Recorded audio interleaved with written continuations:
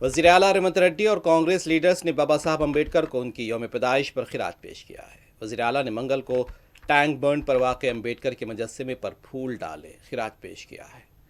वज़ीर आला ने गांधी और अम्बेडकर को मुल्क की दो आंखें करार दिया। मुल्क की जद्दोजहद आज़ादी पर महात्मा गांधी का रोल जितना अजीम है, मुल्क की तरक्की में बाबा साहब अम्बेडकर का रोल भी गिरां कदर है।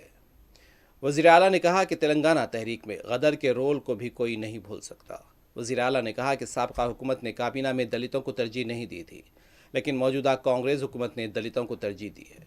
वज़ीर आला ने इल्ज़ाम लगाया कि माजी में भट्टी विक्रमार्का को CLP ओहदे से हटाने की साजिश की गई थी। उन्होंने कहा कि तेलंगाना में पब्लिक स्कूल्स निज़ाम के ज़रिए बच्चों के मुस्तकबिल को बदला जाएगा। उन्होंने दावा किया कि कांग्रेस के इख्तिदार में आने के बाद 67,000 मुलाजमतों के मिन जुमला 87% मुलाजमतें ST, SC और BC और अक़लियतों को दी गई हैं। वज़ीर आला ने साबका हुकूमत को तनकीद का निशाना बनाया है।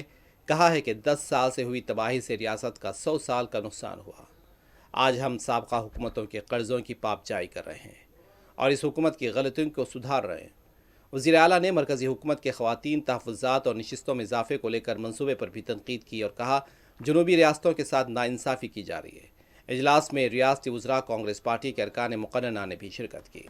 67,000 ఉద్యోగాలల్లా 87% ఎంత 87% SC, ST, BC మైనారిటీలకు ఉద్యోగాలు వచ్చినాయంటే 50,000 పైగా ఈ రోజు ఈ వర్గాలకు ప్రభుత్వ ఉద్యోగాలు వచ్చినాయి.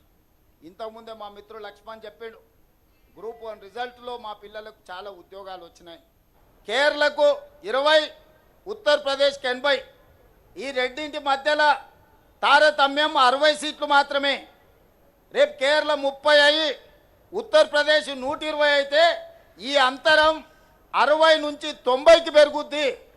రాజకీయాలలో ఒక్కొక్క ఓటుకు ఎంత విలువ ఉందో వాజ్పేయి సర్కార్ కూలినప్పుడు తెలిసింది కదా. కేంద్ర ప్రభుత్వంలో ఒక్క రాష్ట్రంలోనే ఉత్తర భారతంలో 30 సీట్లు పెరిగితే మరి అక్కడున్న దళితులకు గిరిజనులకు రిజర్వేషన్లు పెరగవచ్చు, నేను కాదంటలేను.